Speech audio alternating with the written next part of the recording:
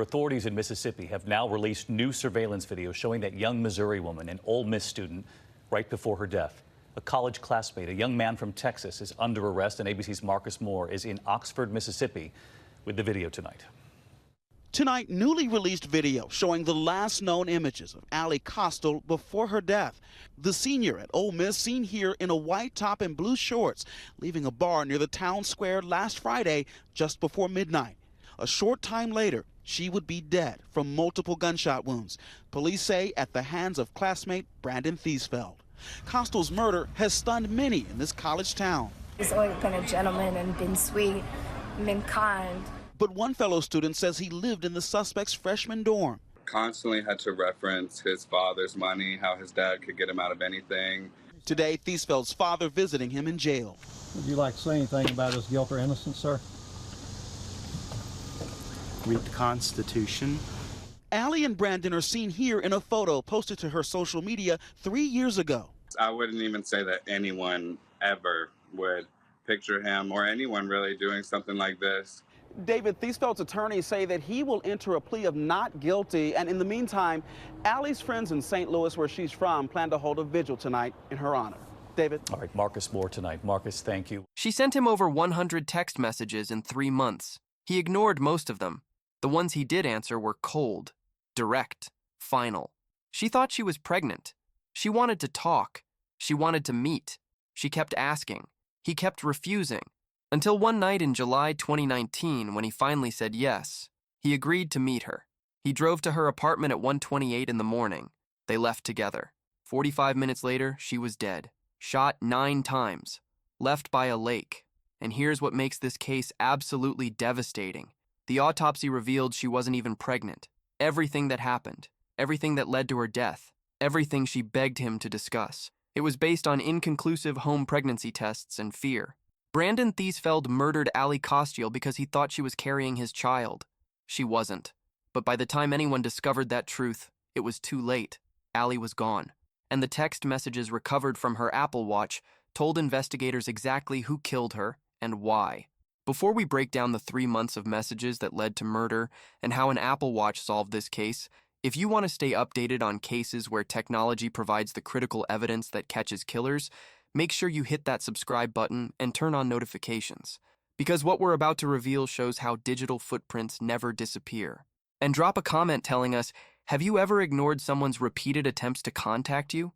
Because in this case, ignoring her messages wasn't enough. He had to silence her permanently. Oxford, Mississippi, home of the University of Mississippi, known as Ole Miss. Enrollment approximately 23,000 students, a classic Southern college town, Greek life, football culture, tailgates, sororities and fraternities, the kind of place where students feel safe, where parents send their kids confident they'll get a good education and make lifelong friends. Tree-lined campus, historic buildings, Southern hospitality. It's the kind of school that appears on lists of most beautiful campuses in America. And in the fall of 2016, 2 freshmen arrived on that campus. They would meet at a bar. They would start a casual relationship. And 3 years later, one of them would be dead and the other would be serving life in prison for murder. Alexandria Kostial went by Allie, 21 years old, from St. Louis, Missouri. Graduated from Lindbergh High School in 2016. She arrived at Ole Miss excited about college life. She joined Alpha Phi sorority. She founded the golf club on campus. She taught Pilates and yoga classes. She went on mission trips overseas. She was involved. She was social. She was the kind of person people described as a ray of sunshine. Her friends loved her. Her family adored her. She had that energy that draws people in. Always smiling. Always positive. Always making plans. She decorated her off-campus apartment with a beach theme. She talked to her mom regularly. She was entering her senior year. She had her whole life ahead of her, and she was in an on and off relationship with a guy named Brandon Theesfeld, 22 years old, from Fort Worth, Texas. His father was a doctor, wealthy family. He drove a nice truck. He had resources, but according to people who knew him at Ole Miss, there was something off about Brandon. Some students described him as odd, sketchy, shady, a hothead, the kind of guy who made people uncomfortable. He had been arrested in 2017 for having a fake ID and public intoxication. Those charges were later dropped. He had another arrest on his record, but those details were expunged. Friends of Allie wondered why she was interested in him. They said he made rude, degrading comments about her. He wasn't nice to her, but Allie kept going back to him. They met as freshmen, they dated casually. It stopped. Then during their junior year, they reconnected. But this wasn't a relationship in any traditional sense. They never went on dates. He never picked her up or took her out to dinner. Her closest friends had never even met him. They didn't know his last name. It was purely physical from his perspective.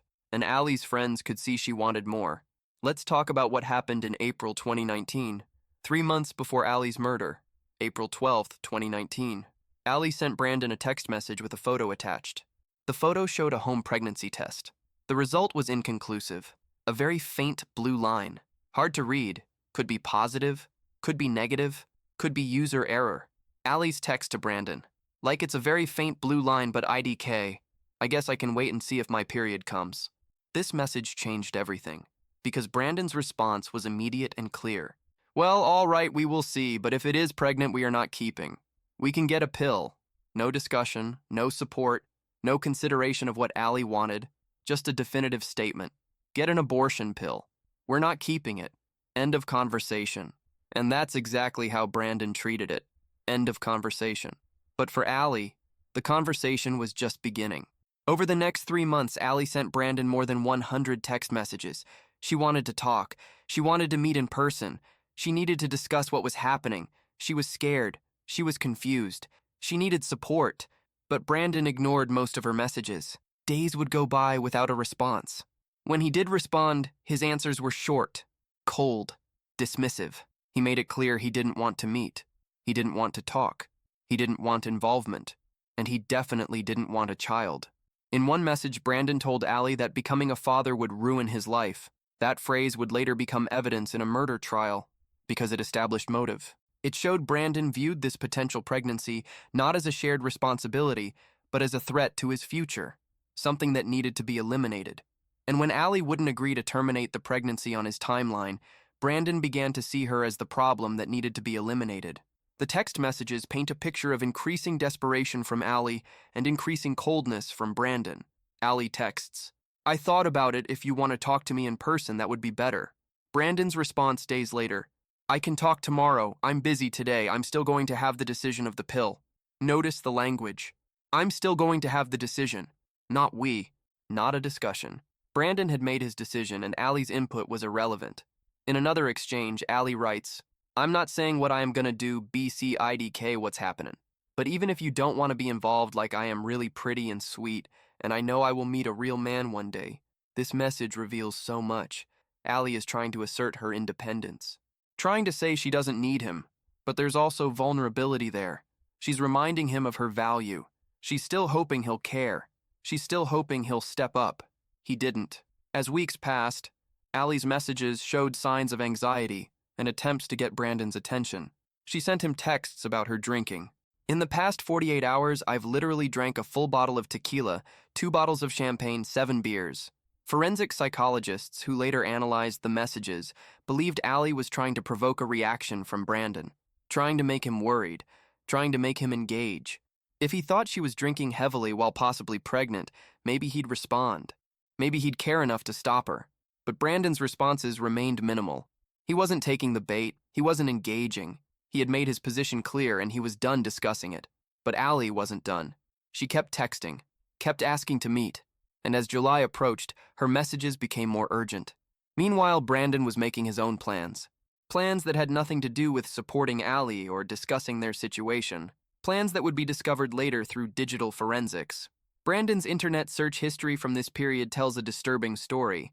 He searched for abortion services, abortion pills. That makes sense given their text conversations. But then the searches took a darker turn. He searched for gun silencers, suppressors, hollow point ammunition, tactical face masks, and most chilling of all, he researched how serial killer Ted Bundy lured his victims to their deaths. These searches weren't casual curiosity. They were research, preparation. Brandon was planning something, and whatever he was planning, it involved violence. It involved concealment. And it involved techniques used by one of America's most notorious serial killers. July 12th, 2019. Brandon drove home to Fort Worth, Texas, a trip to see his family. But this wasn't a social visit. Brandon had a specific purpose for this trip. He went to his father's house and took a firearm, a Glock Model 22, .40 caliber pistol. He took it without his father's knowledge. His father, a doctor, had no idea his son was taking a weapon, had no idea what Brandon was planning. 2 days later, July 14th, Brandon posted something on Snapchat, a photo of the gun, and a caption that would later be used as evidence of premeditation. The caption read, "Finally taking my baby back to Oxford." Think about that phrase, my baby. Double meaning, the gun is his baby. He's taking it back to school. But in the context of his situation with Allie, the phrase takes on a sinister secondary meaning. Allie thought she was pregnant with his baby, and now he's bringing a gun back to deal with that problem. Prosecutors would later argue this Snapchat post showed clear intent. Brandon knew what he was going to do, and he was announcing it, hiding in plain sight. July 17th, 2019. After months of avoiding Allie, after months of refusing to meet, Brandon finally sent a message saying he wanted to talk. But even this message was calculated. Brandon didn't just agree to meet, he asked specific questions. Is your house private right now? He wanted to know if her roommates would be there. He wanted to know if there would be witnesses. Allie, receiving this message, probably felt relief. Finally, he was willing to talk. Finally, they could discuss everything in person. She had no idea Brandon was asking about privacy for a completely different reason. He didn't want witnesses because he was planning to get her alone, get her in his truck, take her somewhere isolated, and make sure no one would see them leave together. That's exactly what happened 3 days later. July 19th, 2019, a Friday night. Allie talked to her mother, Cindy Kostial, on the phone around 7 p.m.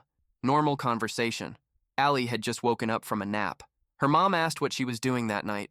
Allie said she was going out with friends. Nothing unusual. College student going out on a Friday night. Cindy wasn't worried. This was normal for Allie. The conversation ended. Cindy had no idea it would be the last time she'd ever hear her daughter's voice. That phone call at 7 p.m. The last words between mother and daughter. Hours later, Allie would be dead. 11:52 p.m. Surveillance video from Oxford Square shows Allie leaving a bar. She's with friends. She hugs someone goodbye. She gets into an Uber. The gray van takes her home. Her roommates confirmed she arrived back at their apartment around midnight. Safe. Inside. But then something happened. Allie left again. Her roommates didn't hear her leave. They didn't know she was gone. Security footage and cell phone records would later fill in what happened next. 12:46 a.m., July 20th, 2019. Surveillance cameras near Allie's apartment captured a truck. Brandon's truck, driving slowly through the area. At 1:14 a.m., the same truck was captured on camera driving in the opposite direction, leaving the area. Cell phone records showed both Allie's phone and Brandon's phone were active during this window. Both phones were moving together, heading in the same direction, away from campus, toward Sardis Lake, a popular lake about 30 miles from Ole Miss. The drive takes approximately 45 minutes. It's a beautiful area during the day, fishing, boating, picnic areas. But at night, especially in remote sections of the lake, it's dark, isolated, perfect for privacy, perfect for a crime. According to cell phone triangulation data, at approximately 1:28 a.m., Brandon picked up Allie from her apartment. She got into his truck willingly. She thought they were finally going to talk. She thought this was the conversation she'd been requesting for 3 months. She had no idea she was getting into a vehicle with someone who had spent the previous week researching how to kill and hide evidence. The drive to Buford's Ridge near Sardis Lake is desolate, especially at that hour. No streetlights, no homes, just dark country roads leading to even darker gravel paths. There's an old fishing camp at the end of one of these paths. Locals know about it. People come here to fish during the day. Some come to ride ATVs in the woods, but at 2 a.m. on a Saturday morning, it's empty. No one around, no witnesses. Brandon drove Allie to this location. What happened between 1:28 a.m. when they left her apartment and approximately 2:15 a.m. when residents in the area reported hearing gunshots remains partially unknown. Prosecutors believe Brandon parked near a picnic table. There were empty beer cans found at the scene. Whether they drank together, whether they talked, whether Allie realized what was about to happen, those details died with her. What we know for certain is that Brandon shot Allie 9 times. 9 times. 11 shell casings were found at the scene. 9 bullets entered her body, all in her stomach and torso. This wasn't a single shot. This wasn't an accident. This was execution, overkill, making absolutely certain she was dead. Between 2:15 and 2:30 a.m., multiple residents who lived in the general area reported hearing gunshots. Distant but distinct, the sound of a gun being fired repeatedly. But this is rural Mississippi. People hunt. People shoot targets. Gunshots aren't unusual enough to immediately call police. No one investigated, no one checked. And by the time those gunshots were heard, Allie Kostial was already dead or dying. Brandon left her body next to the picnic table, surrounded by empty beverage cans. Her purse was found nearby on the side of a road with her student ID and driver's license still inside. Brandon didn't rob her. This wasn't about money. This was about eliminating what he perceived as a threat to his future. And then he drove away, left her there, alone, in the dark, 30 miles from campus, 30 miles from anyone who knew her. And he went back to his life like nothing had happened. 10:30 a.m., July 20th, 2019. A Lafayette County Sheriff's deputy was doing routine patrol near Sardis Lake. These patrols happen regularly, checking fishing areas, looking for illegal activity, making sure the public areas are safe. The deputy drove down the gravel road toward the old fishing camp, and there, by a picnic table, he saw something that didn't belong. A body, a young woman, obviously deceased. Multiple gunshot wounds visible. The deputy immediately called for backup and secured the scene. Within hours, investigators from the Lafayette County Sheriff's Department arrived. The body was identified through the ID found in the purse nearby. Alexandria Kostial, 21 years old, Ole Miss student. And just like that, what started as a routine patrol became a homicide investigation. The question was simple: who killed Allie Kostial? And the answer was waiting in her bedroom. Investigators went to Allie's off-campus apartment. They needed to notify roommates, collect evidence, look for clues about what happened. Allie's cell phone was missing, probably taken by the killer or lost at the scene. But in Allie's bedroom, investigators found something even better: an Apple Watch, sitting on her nightstand, charging. Allie had been wearing it earlier but took it off before going out that night, and that Apple Watch was synced to her phone, which meant it had copies of her text messages. Investigators accessed the watch. They scrolled through recent messages, and one name appeared over and over and over: Brandon. Hundreds of messages to Brandon, responses from Brandon, the entire 3-month conversation about the possible pregnancy, the repeated requests to meet, the final message where Brandon agreed to see her. Everything was there, digital evidence, time-stamped, impossible to deny. The Apple Watch had just identified the primary suspect. Investigators immediately started gathering information about Brandon Theesfeld, fellow student at Ole Miss, 22 years old, from Texas. They tracked down Allie's friends and asked about Brandon. The friends confirmed Allie and Brandon had an on and off relationship. They described it as toxic. They said Brandon said hurtful things about Allie. They said Allie seemed desperate for his attention. And when investigators asked if anyone knew where Brandon was right now, no one had answers, so they called him. Detective's office, professional tone. Mr. Theesfeld, we're investigating a situation involving Allie Kostial. We'd like you to come down to the station to answer some questions. Can you come in today? Brandon's response was cooperative. Sure, he could come in, but not today. He'd been drinking. He didn't feel comfortable driving. Could he come tomorrow? Investigators agreed. Tomorrow would be fine, Sunday. They'd see him then. Sunday came. Brandon didn't show up. He called with another excuse. He wasn't feeling well. He'd definitely come Monday morning, 8:30 a.m. He promised. Investigators agreed again. Monday morning. But they were now suspicious. Why was he avoiding coming in? What was he hiding?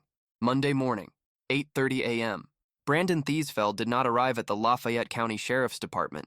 He didn't call. He didn't text. He simply disappeared. Investigators immediately obtained an arrest warrant under exigent circumstances. They began tracking his cell phone, and what they found confirmed their worst suspicions. Brandon wasn't in Oxford. He wasn't even in Mississippi. His phone was pinging towers along Interstate 55, heading north toward Memphis, Tennessee. He was running. Law enforcement put out alerts to all agencies in the area: Memphis Police Department, Highway Patrol, county sheriffs. Be on the lookout for Brandon Theesfeld. White male, 22 years old, driving a truck, armed and dangerous. Consider him a murder suspect. Do not approach alone. At approximately 2 p.m. on Monday, July 22nd, the Memphis Police Department's Fugitive Task Force located Brandon's truck at a gas station in South Memphis, residential area. He had stopped for fuel. Officers moved in quickly, multiple units. Brandon was taken into custody without incident. He didn't resist, didn't run, didn't fight. He simply surrendered. Police searched Brandon's truck immediately. What they found eliminated any doubt about his guilt. A Glock Model 22, .40 caliber pistol, the same caliber used to kill Ali Kostial.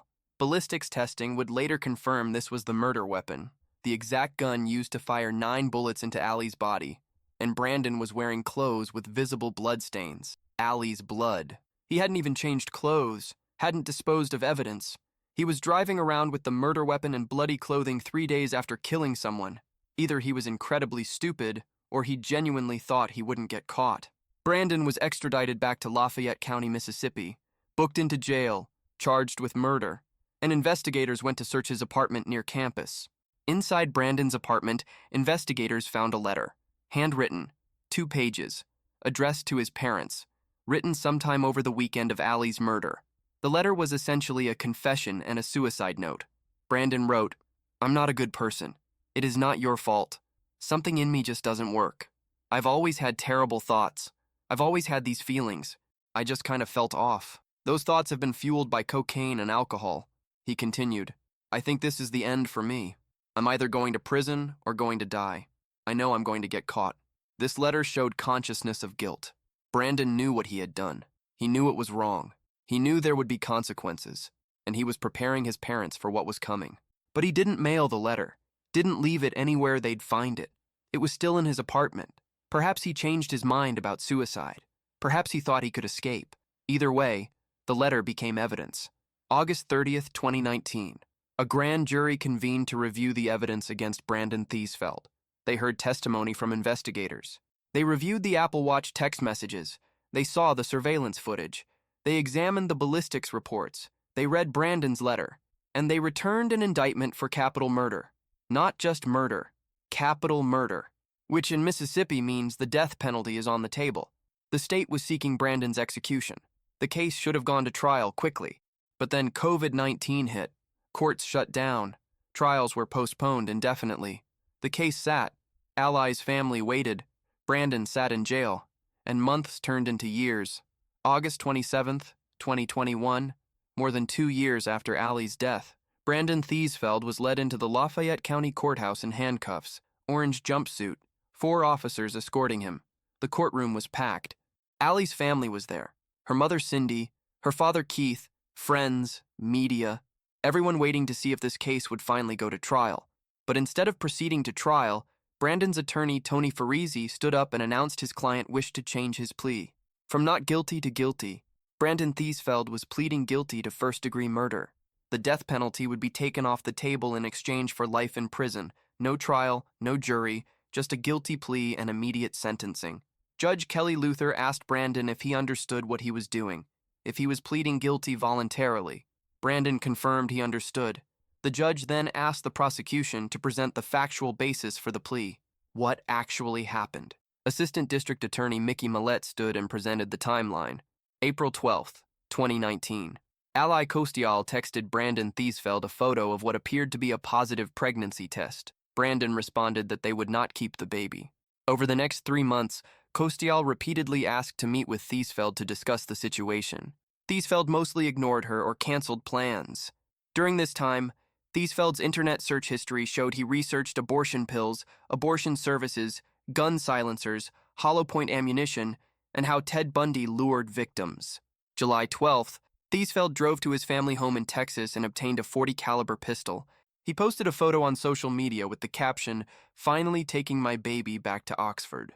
July 17th, Theesfeld contacted Kostial and asked if her house was private. On July 20th, at approximately 1:28 a.m., Theesfeld picked up Kostial from her apartment. Cell phone records showed both traveled to Sardis Lake. At approximately 2:15 a.m., Kostial was shot 9 times. Her body was discovered later that morning. Theesfeld was arrested July 22nd with the murder weapon in his possession and blood on his clothing. Judge Luther asked if anyone wanted to make a statement before sentencing. A letter from Cindy Kostial, Ali's mother, was read aloud by the prosecutor. The letter was devastating. Cindy wrote about all the things Ali would never experience. Never graduate college, never get married, never have children, never celebrate another birthday or Christmas with her family. She wrote, I wish I could have kept her away from this evil, callous, scheming, ungrateful, sinister, and violent and corrupt monster. He had every opportunity to do good in the world, but he chose to do evil. Brandon, you belong in jail each day for the rest of your life for the heinous act you committed to such a sweet soul in Allie. Every time your cell door slams shut, may it be a reminder for what you did and the life you took from us. The courtroom was silent. People were crying. This wasn't just a legal proceeding anymore. This was a mother's grief laid bare.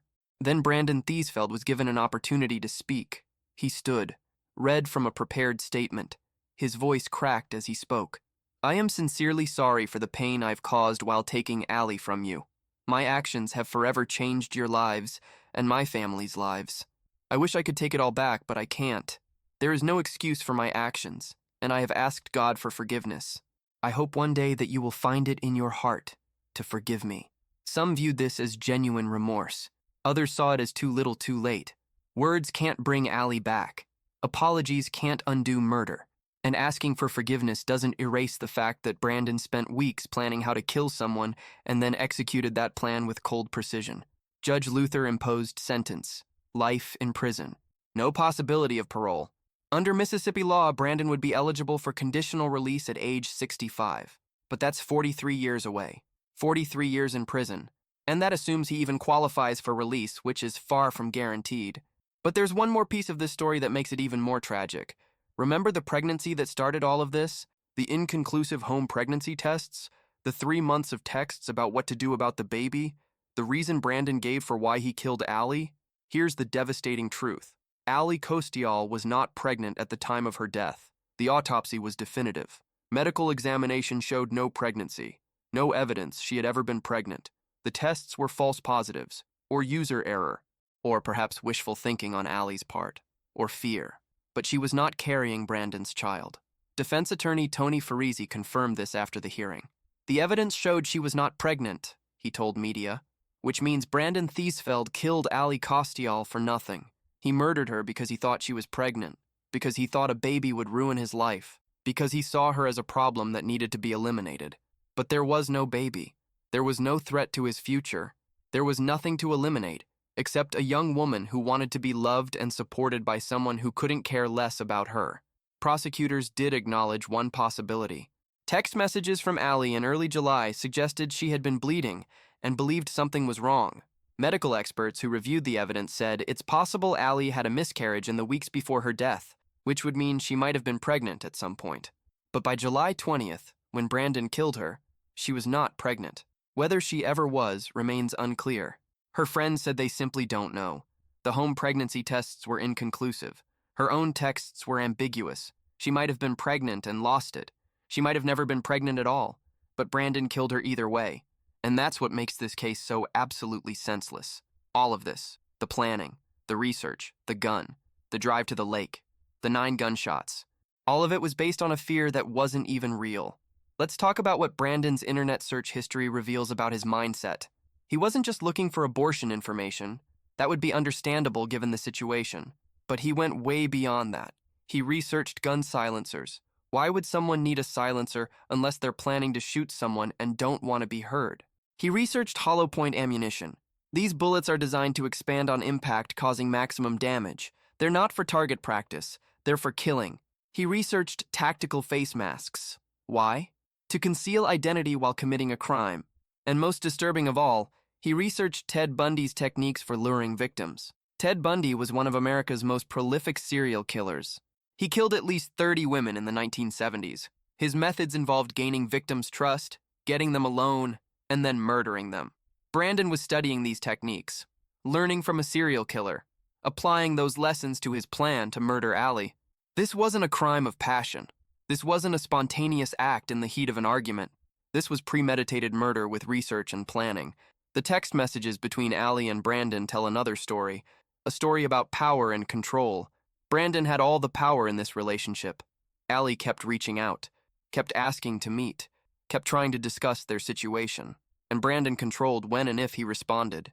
He ignored her for days, weeks. Then he'd send a short message just to keep her on the hook, just enough contact to make her think there was hope, but never enough to actually support her or engage meaningfully. Forensic psychologists who analyzed the messages said Brandon's communication pattern showed someone who wanted to manipulate Allie into getting an abortion without having to actually talk to her or be involved. He thought if he ignored her long enough, she'd just handle it herself, get the pill, terminate the pregnancy, make his problem go away. But when that didn't work, when Allie kept insisting on meeting, kept refusing to just do what he wanted, Brandon decided there was only one way to make the problem disappear: kill her. The Snapchat post Brandon made with the gun is particularly chilling when you know the context. Finally taking my baby back to Oxford. On the surface, it's just a guy posting about a gun. Gun culture is common in the South. Lots of people post photos of their firearms. Nothing inherently suspicious. But knowing what happened 4 days later, that post becomes evidence of intent. Brandon knew what he was going to do with that gun. He knew why he was bringing it back to Oxford. And he posted about it. Maybe it was bravado. Maybe he thought being open about having a gun would make him seem less suspicious later. Or maybe he wanted to document what he was doing. Leave a record. Some killers do that. They want credit for their crimes even if they can't claim it openly. Whatever his reasoning, that post became critical evidence of premeditation. The fact that Brandon asked Allie if her house was private before agreeing to meet shows calculation. He wasn't asking because he wanted privacy for an intimate conversation. He was asking because he needed to know if there would be witnesses. If her roommates were home, they might see him pick her up. They might remember what time he arrived, what he was wearing, the truck he was driving, all potential evidence. By asking if the house was private, Brandon was doing reconnaissance, planning his crime, making sure he could get Allie alone without anyone seeing them together. When he picked her up at 1:28 a.m., the apartment was quiet. Her roommates were asleep. No one heard them leave. No one saw them go, just like Brandon planned. Brandon's behavior after the murder also reveals his mindset. He killed Allie around 2:15 a.m. Her body was discovered at 10:30 a.m. During those 8 hours, Brandon had plenty of time to dispose of evidence, change clothes, clean his truck, get rid of the gun. But he didn't. When police arrested him Monday afternoon, he still had bloody clothes, still had the murder weapon, still had evidence all over him. Either he was incredibly stupid, or he was in shock, or perhaps he wanted to be caught. His letter suggests he expected to be arrested. "I'm either going to prison or going to die. I know I'm going to get caught." He wrote those words. He knew. So why run to Memphis? Why avoid police when they asked him to come in? Maybe he was buying time. Maybe he was planning to actually kill himself and changed his mind. Maybe he was just panicking. Whatever his reasoning, his actions after the murder made his conviction inevitable. The role of the Apple Watch in solving this case cannot be overstated. Without that device, investigators would have had a much harder time connecting Brandon to Allie's death. Allie's phone was missing, probably at the crime scene somewhere in the dark, or taken by Brandon and destroyed. Without the phone, there were no text messages, no digital evidence of their relationship, no record of Brandon agreeing to meet her that night. But the Apple Watch had synced copies of everything. Every text Allie sent, every response Brandon gave, the entire 3-month conversation about the pregnancy, the final messages where Brandon agreed to see her, timestamps showing exactly when messages were sent. This digital evidence was impossible to refute. Brandon couldn't claim he didn't know Allie, couldn't claim they weren't in contact, couldn't claim he wasn't with her that night. The Apple Watch put him there, tied him to her, established motive. The device that Allie used to track her fitness and check messages casually became the key piece of evidence that solved her murder. Allie's mother, Cindy, has spoken publicly about the case several times since Brandon's conviction. In interviews, she's emphasized that Brandon had every opportunity to make different choices. He could have supported Allie, could have gone with her to take another pregnancy test at a clinic, could have discussed options calmly, could have simply walked away and let her handle it. But instead, he chose violence, chose murder. Cindy has also said she wants parents to talk to their children about relationships, about recognizing warning signs, about knowing when to walk away. Allie's friends said she complained about Brandon, said he was aggressive, said he said hurtful things. But she kept going back. Why do people stay in toxic relationships? It's complicated. Sometimes it's hope that the person will change. Sometimes it's low self-esteem. Sometimes it's genuine feelings that override logic. But in Allie's case, staying in that relationship cost her everything. Brandon's mother, Carrie Clay, also issued a statement through their attorney after the conviction. She said, "When I heard Brandon was being spoken to by the police, I still had no single thought it could be him. Now, after 2 years and knowing more of the details of their relationship, I am heartbroken for every person this impacts and crushed that our son did not share with us any of the turmoil he was trying to manage. I encourage every parent to regularly sit down with their children, teenagers, young adults, and discuss with them that there will never be anything too big, too complicated, too out of control that they cannot tell you about. This statement reveals that Brandon's parents had no idea what was happening. They didn't know about Allie, didn't know about the pregnancy scare, didn't know their son was spiraling. Brandon kept everything hidden, and by the time they learned the truth, their son was a convicted murderer serving life in prison. There's a broader question this case raises about college relationships and the pressures young people face. Allie and Brandon were both in their early 20s, still figuring out who they were, still learning how to navigate adult relationships.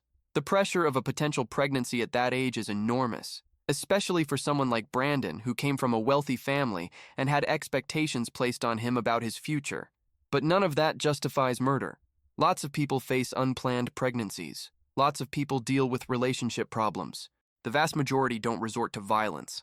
Brandon made a choice, a conscious, planned, calculated choice to kill someone. And that choice had nothing to do with pressure or youth or confusion. It was about control, about eliminating what he saw as an obstacle to the life he wanted. Allie Kostial should have graduated from Ole Miss in May 2020. She should have walked across the stage in a cap and gown while her parents cheered. She should have started a career, should have traveled, should have fallen in love with someone who actually loved her back, should have had decades of life ahead of her. But all of that was taken away by 9 bullets fired by someone who couldn't handle the possibility of responsibility. Brandon Theesfeld is currently incarcerated at the Mississippi State Penitentiary, also known as Parchman. He's serving life without possibility of parole until age 65. He's 27 years old now. He has 38 more years before he's even eligible to be considered for release. And even then, release is not guaranteed. He will likely die in prison, and that's exactly where he belongs. This case was featured on the CBS program 48 Hours in an episode titled, What Allie Kostial Didn't Know. The title is perfect, because Allie didn't know Brandon was planning to kill her. She didn't know he'd spent the previous week researching murder techniques. She didn't know the gun was in his truck when he picked her up. She didn't know they were driving to her death. She thought they were finally going to have the conversation she'd been requesting for 3 months. She thought he finally cared enough to talk. She had no idea. And that's what makes this case so heartbreaking. Allie got into that truck voluntarily. She trusted Brandon. Not completely, her friends said she complained about him. But enough to get in his vehicle at 1 in the morning and drive with him to a remote location. She probably thought the worst that would happen is another argument, another disappointment. She had no way of knowing she had minutes left to live. If this case affected you, make sure you hit that like button and subscribe.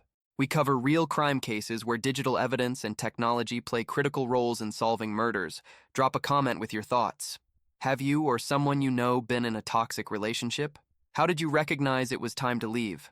Share this video with anyone who needs to understand that when someone shows you who they are, believe them. Brandon Theesfeld showed Allie who he was through 3 months of cold, dismissive texts. He showed her he didn't care. He showed her she wasn't important to him, but she kept hoping he'd change, kept reaching out, and that hope cost her life. Stay safe, pay attention to warning signs, and remember that your digital footprint never disappears. Every text you send, every search you make, every photo you post, it's all evidence. It all tells a story, and in this case, that digital evidence made sure Allie Kostial's killer would spend the rest of his life in prison.